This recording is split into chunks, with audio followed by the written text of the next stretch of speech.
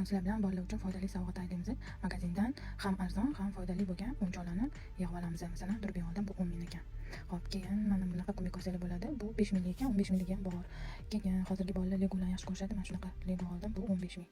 Men bolalarim lazer yaxshi ko'rishadi. Lazer olaman 10 ming. Xo'p, buni olaman 10 ming. Bu ham 10 ming ekan. Sizlar bunaqa doska qo'sh olsanglar bo'ladi. Bu ham где-то 10 ming, 15 ming atrofida turadi. Bunaqa olsanglar bo'ladi. Keyin shunaqa sharik chiqadigan olsanglar bo'ladi, 5-7 ming turadi.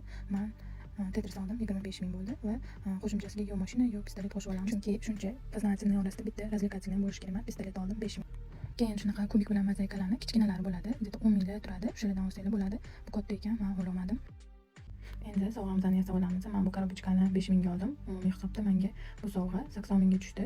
Lekin o'yinchoqlarni sal ko'proq qo'yaman. Korobkam to'lib ketdi. Sizlar sal kamroq narsa olsanglar bo'ladi. Где-то 50 mingga sovg'a yasab olsanglar bo'ladi.